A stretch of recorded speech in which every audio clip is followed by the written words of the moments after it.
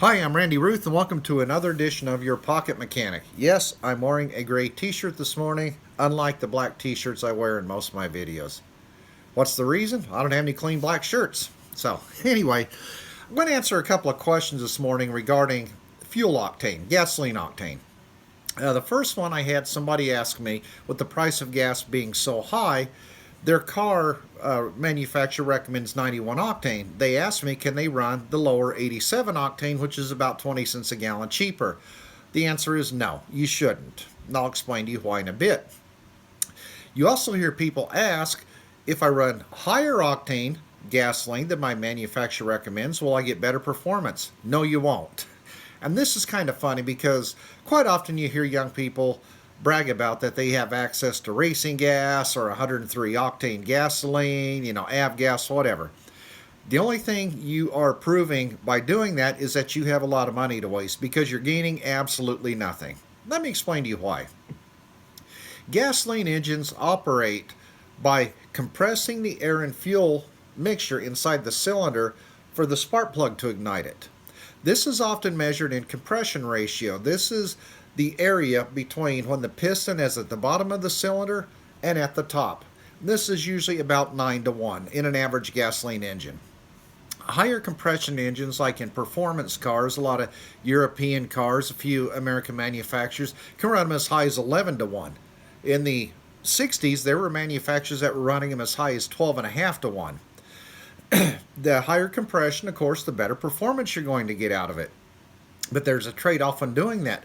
When you generate that much heat, that much compression, you run the risk of that heat igniting the fuel before the spark plug can do it. This creates what's called pre-ignition, and this is very damaging to an engine. You can overcome that one of two ways. The first one being obviously alter the spark timing to occur at a different time, to light the fuel at a different time. Well, when you do that, you negate the performance you gain by raising the compression, so you've gained nothing by doing that. And anymore, spark timing is controlled by the PCM anyway, and you can't change it. The other way to change that is by getting a slower burning fuel. That's higher octane fuel. This is the higher the number, the slower the fuel burns. So with this high compression, you run a higher octane fuel to overcome that chance of the fuel lighting before the spark plug has a chance to light it. This is why running a higher octane fuel doesn't gain you anything, because the spark plug's still going to light it at the same time. So you're gaining nothing by putting a higher octane fuel. Absolutely nothing. You don't want pre-ignition to occur or detonation, because what happens is if the heat lights that fuel before the spark plug has a chance to light it, it's a very violent burn. There's also an event that can happen that's called detonation. That is when both events happen. That is when the heat lights the fuel about the same time the spark plug lights it, and it is another very violent burn. And this is quite often that pinging noise you hear when you're going uphill in a worn out engine. That's pre-ignition. It's very destructive to an engine. Other things that can cause pre-ignition is when you start getting a lot of carbon build up on the top of a piston. That heated up carbon will ignite the fuel before the spark plug can. In a worn out engine, the best thing you can do is take the heads off and clean that carbon off, or in the meantime run a higher octane fuel that doesn't burn so easily. So for the people that want to run a lower octane fuel in a vehicle that requires higher octane, you run the risk of pre-ignition. But see, there's something else that can happen. Newer engines have what's called a knock sensor in them.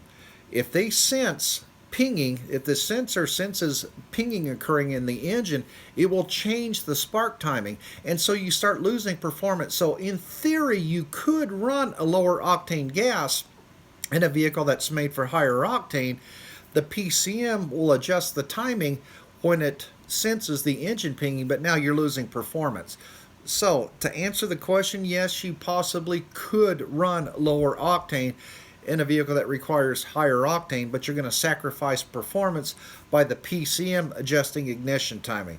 There's also a risk of turning the malfunction indicator light on if this happens enough. What happens then is you fail a state emissions test. Now, this kind of brings up, if you notice, I'm talking about the compression igniting the fuel before the spark plug can. This is how a diesel engine operates. This is why diesel engines do not have spark plugs. They use compression to light the fuel. They operate a little bit differently. They compress the air and then ignite or inject the fuel at the right time. Diesel engines usually operate about 22, 24 and a half to 1 compression. So that's how diesel engines operate, but they don't measure their fuel in octane, they measure it in cetane. That's a whole different ball game.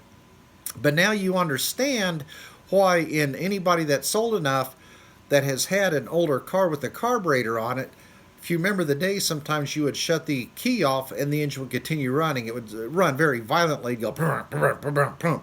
We called that dieseling. That was because the engine was so hot it was igniting the fuel that was still stuck inside the engine. You don't hear about that anymore because all engines have gone to fuel injection. So, does running higher octane fuel give you better performance? No, it can't, because the spark plug's still going to light that fuel at the same time. You're gaining nothing but an empty wallet. Can you run a lower octane fuel than the manufacturer recommends? You could, but I wouldn't do it. And think about this. If you're saving 20 to 30 cents a gallon on a 10-gallon fill-up, that's $2 or $3. Well, if you can afford to drive an expensive performance car, you can afford expensive gasoline. Put in what the manufacturer recommends. There you have it. I'm Randy Ruth, and thank you for watching Your Pocket Mechanic.